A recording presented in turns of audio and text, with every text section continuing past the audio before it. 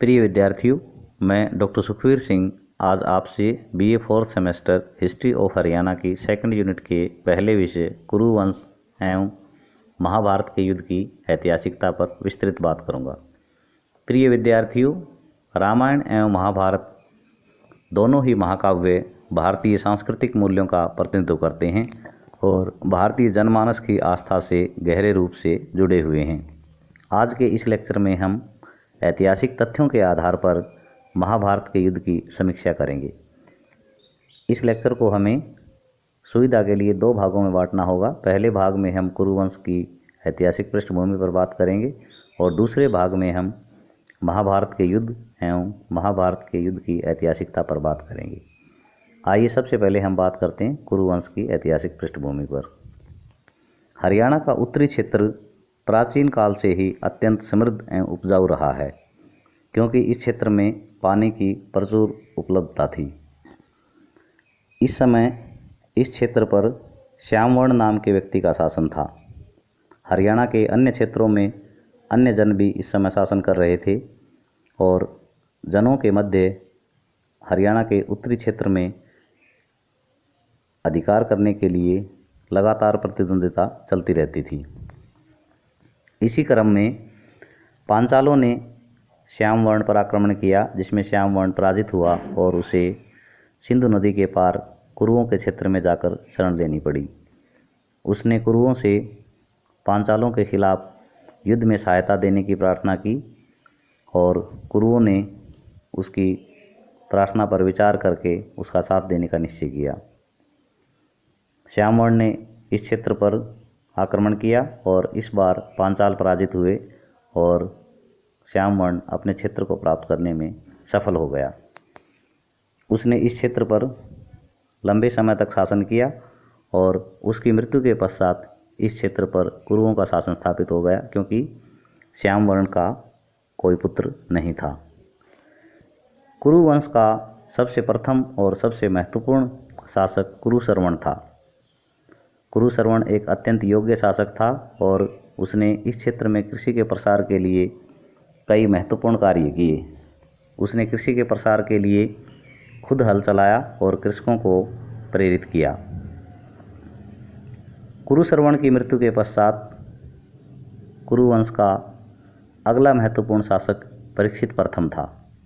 परीक्षित प्रथम ने भी इस क्षेत्र में प्रजा के कल्याण के लिए कई महत्वपूर्ण कार्य किए। परीक्षित प्रथम के जन्मजेय और जहन दो पुत्र थे।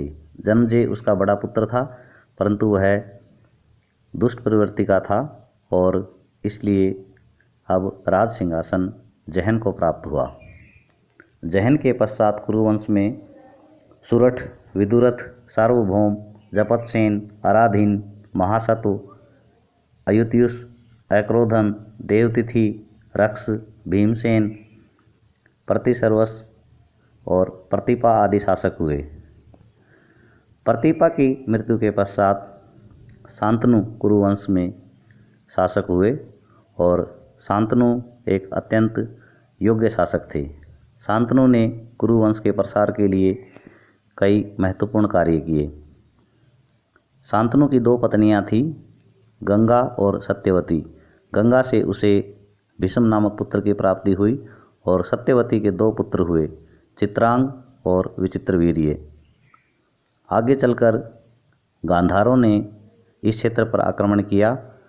कुरुओं और गांधारों के मध्य हुए इस युद्ध में चित्रांग वीरगति को प्राप्त हुए और इस प्रकार शांतनु के छोटे पुत्र विचित्रवीर्य शांतनु की मृत्यु के पश्चात कुरुवंश के शासक हुए। विचित्रवीर्य के दो पुत्र हुए। उसका बड़ा बेटा धृतराष्ट्र था, जो जन्म से अंधा था। छोटा बेटा पांडु था। क्योंकि धृतराष्ट्र जन्मान था, इसलिए पांडु शासक बने और पांडु ने लगभग 10 वर्ष तक शासन किया।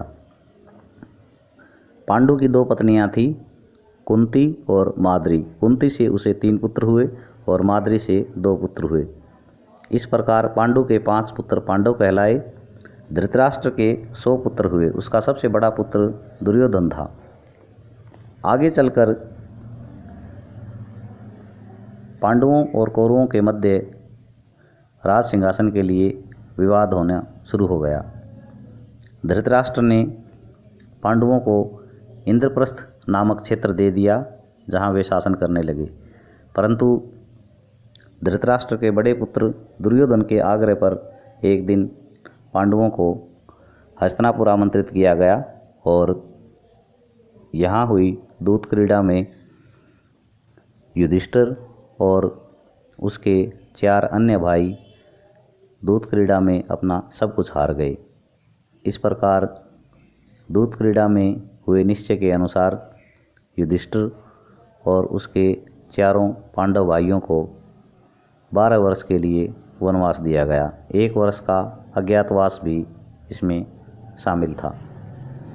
इस प्रकार वनवास और अज्ञातवास पूरा करने के पश्चात जब पांडु के पुत्रों ने धृतराष्ट्र से आकर अपना राज्य मांगा तो दुर्योधन ने राज्य देने से साफ साफ मना कर दिया और एक बड़े युद्ध के लिए वातावरण तैयार हो गया, जिसे महाभारत का युद्ध कहा जाता है।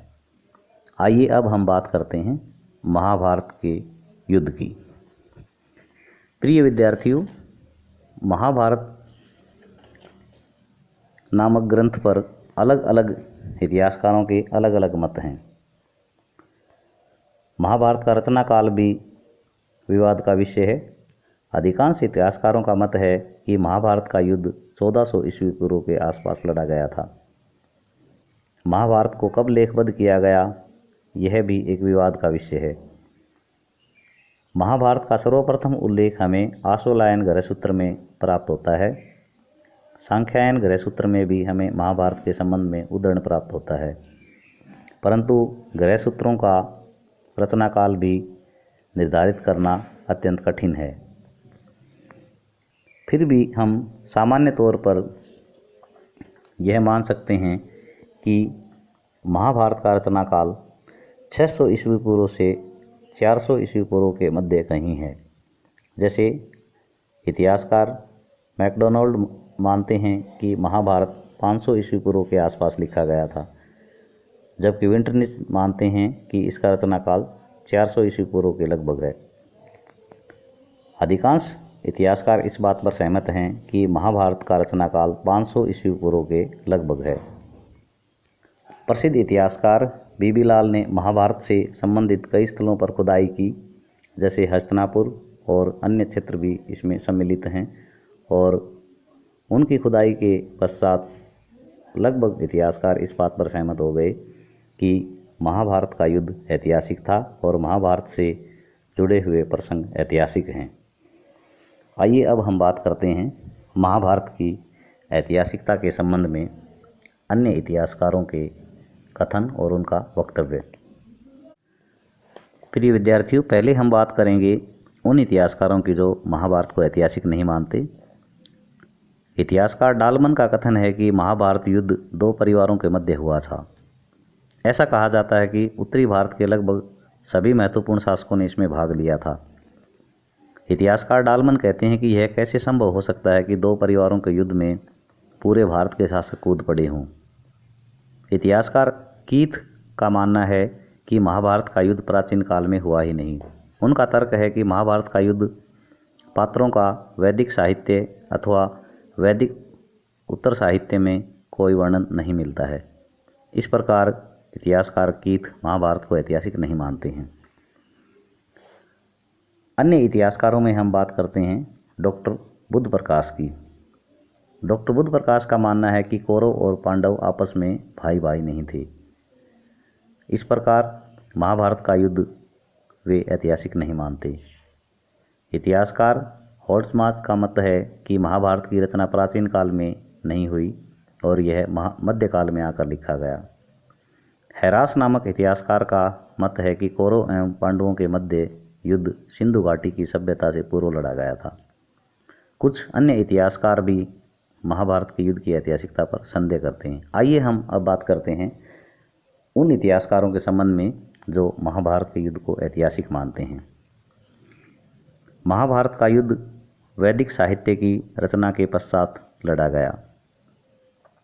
महाभारत में वर्णन किए गए क्षेत्र जैसे कुरुक्षेत्र, इंद्रप्रस्थ, हस्तिनापुर, अंग, पांचाल आदि ऐतिहासिक हैं। इस प्रकार हम देखते हैं कि महाभारत को हम काल्पनिक नहीं मान सकते।